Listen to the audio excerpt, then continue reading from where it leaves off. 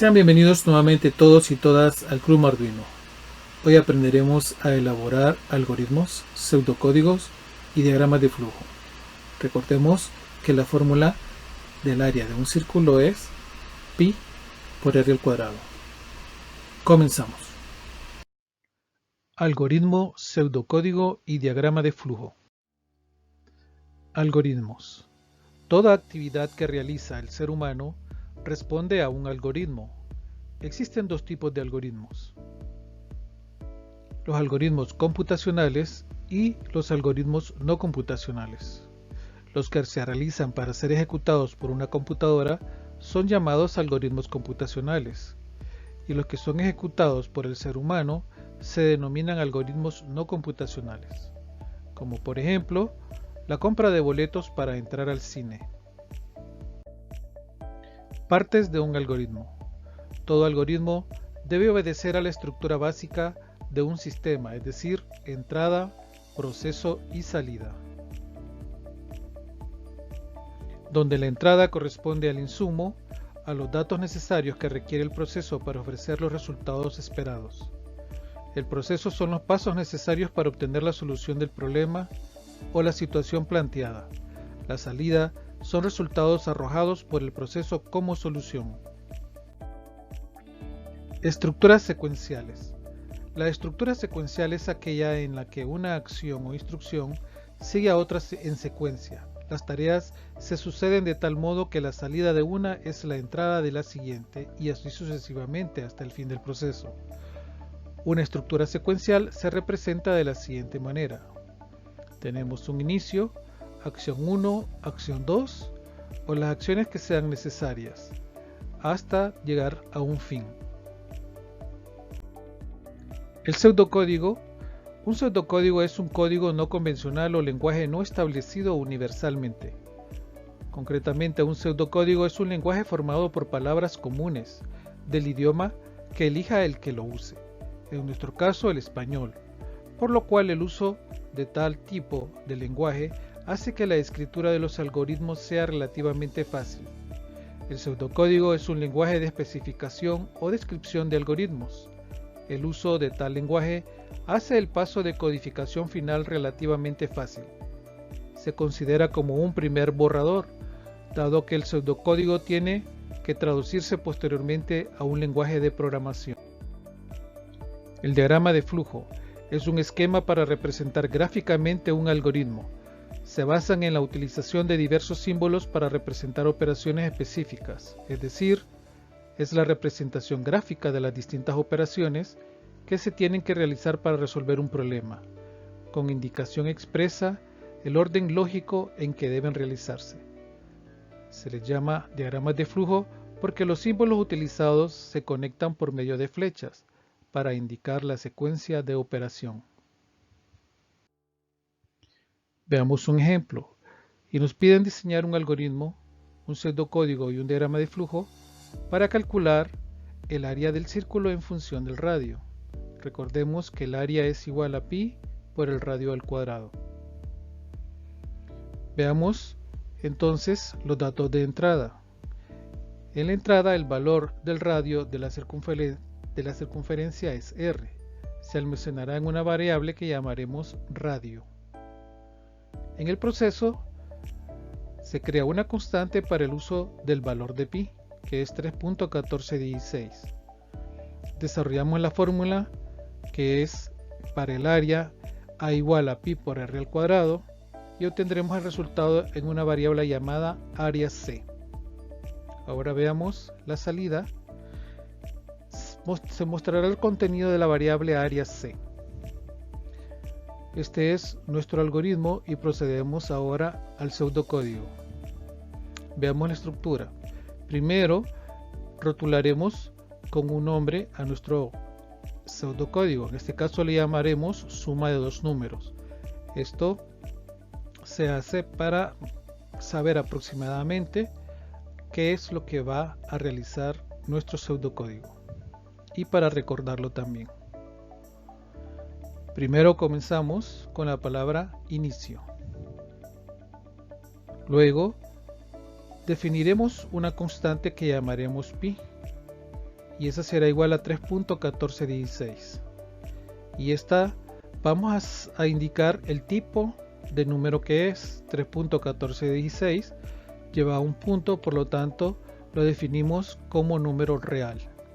Observemos que en vez del igual, el pseudocódigo lleva una flechita. Esa flecha indica que el valor de 3.1416 se almacenará en la variable que llamaremos pi. ¿Qué variables vamos a necesitar? Vamos a necesitar el radio, que sería la variable de entrada, y el área C, que es la variable de salida. Vamos a definirlas como tipo real, es decir, pueden llevar punto decimal ambas.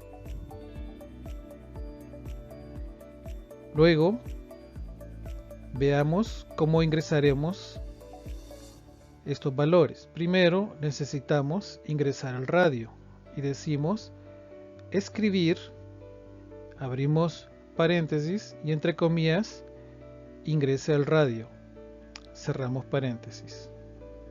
Luego, para que la computadora lo entienda, entonces vamos a leer la variable que es el radio, y estos son nuestros datos de entrada. Luego haremos el proceso. El proceso, sabemos que la variable que hemos asignado es área C, y esto es igual a pi por r al cuadrado. R lo hemos definido con la palabra radio, y como es al cuadrado lo multiplicaremos 2 veces. Observemos que para el producto usaremos el símbolo de asterisco. Por lo tanto, pi, que ya definimos como una constante al inicio, que es 3.1416, lo multiplicamos con el radio y nuevamente con el radio, ya que es esto un total de radio al cuadrado. Vamos a imprimir nuestros datos, esta vez no en papel, sino lo vamos a hacer en la computadora. En vez de imprimir, vamos a usar la palabra escribir. Entonces, para que el resultado sea en el monitor, y decimos con un mensaje entre comillas y entre paréntesis, el área del círculo es, y separamos con una coma y se imprimirá el valor de esa área que hemos llamado área C. Finalmente, el pseudocódigo siempre debe llevar la palabra fin. El diagrama de flujo que corresponde a este programa es primero de la siguiente manera. Ubicamos el inicio con el símbolo que se muestra a continuación. Luego trazaremos una flecha hacia abajo y definiremos la constante y la variable con el siguiente símbolo. Es una casilla recortada en la esquina superior izquierda y decimos que la constante pi es 3.1416 y la variable son el radio y área C. Solamente las copiamos, le hemos trasladado a un formato que es gráfico. Traslademos lo mismo ahora, lo que continúa. Primero, con una flecha hacia abajo, indicamos que continúa aquí el flujo de datos, y escribir y leer lo hacemos con este símbolo y trasladamos los dos indicadores, que escriba en pantalla ingrese el radio y que lea y asigne el radio a la memoria de la computadora. Luego el siguiente símbolo, siempre primero una flecha hacia abajo y el símbolo respectivo para el proceso, que es área C, lo asignamos a pi por r, lo hacemos con un rectángulo. Seguidamente vamos a usar el mismo símbolo que teníamos para la impresión en papel y vamos a decirle que escriba. Esto lo va a hacer en la pantalla, aunque el símbolo sea un poco diferente. También se usa para salida. Entonces le decimos que escriba entre comillas el área del círculo es y que va a escribir el resultado de la operación anterior, área C. Y por último, siempre antes una flecha, incluimos el fin. Y esto es el diseño del algoritmo, el pseudocódigo y el diagrama de flujo para calcular el área del círculo en función del radio. Estructuras de control condicionales. Las estructuras condicionales comparan una variable contra otros valores u otro valor, para que, en base al resultado de esta comparación, se siga un curso de acción dentro del programa. Cabe mencionar que la comparación se puede hacer contra otra variable o contra una constante según se necesite. Existen dos tipos básicos, las simples y las múltiples. La estructura condicional simple se le conoce también como toma de decisión. Estas tomas de decisión tienen la siguiente forma: si, luego va la condición, seguido de la palabra entonces. Y aquí se va a realizar la acción con respecto a esa condición. Y luego agregamos la palabra fin si para indicar que terminó la condición. La estructura condicional doble permite elegir entre dos opciones o alternativas posibles en función del cumplimiento o no de una determinada condición, y se representa de la siguiente forma: si, luego va la condición, seguido de la palabra entonces. Si esta se cumple, entonces se realiza la acción, y si esa condición no se cumple, lo hacemos escribiendo la palabra si no. Entonces se va a ejecutar otra acción, y finalmente indicamos que termina la condición con la palabra fin si. La estructura condicional múltiple son las estructuras de comparación múltiples. Son tomas de decisión especializadas que permiten comparar una variable contra distintos posibles resultados, ejecutando para cada caso una serie de instrucciones específicas. Veamos un ejemplo. Nos piden diseñar un algoritmo, un pseudocódigo y un diagrama de flujo para leer las notas del semestre de una clase determinada y mostrar mediante el promedio si el alumno aprobó o reprobó en pantalla.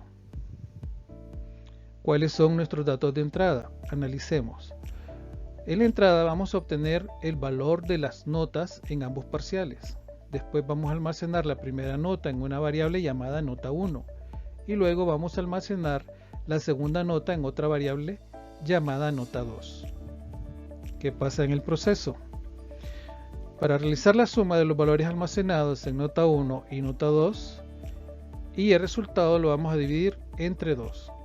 El resultado se acumulará en una variable llamada promedio de la siguiente forma. Decimos que el promedio es igual a nota 1 más nota 2 entre 2.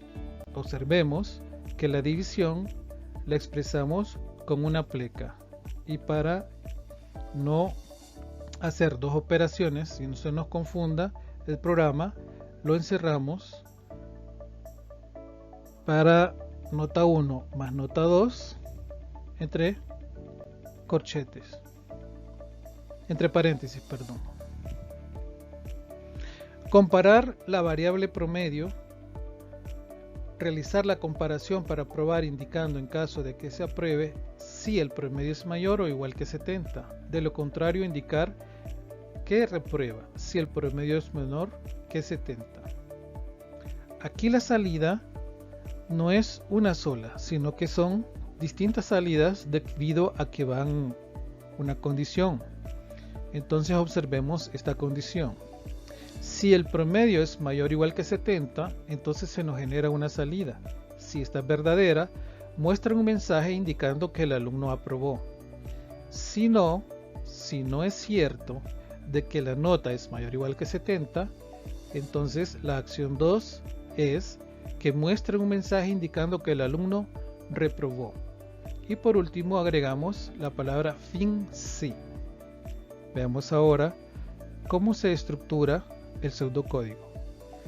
Lo vamos a rotular con la palabra promedio, para recordarnos que esto realiza un promedio.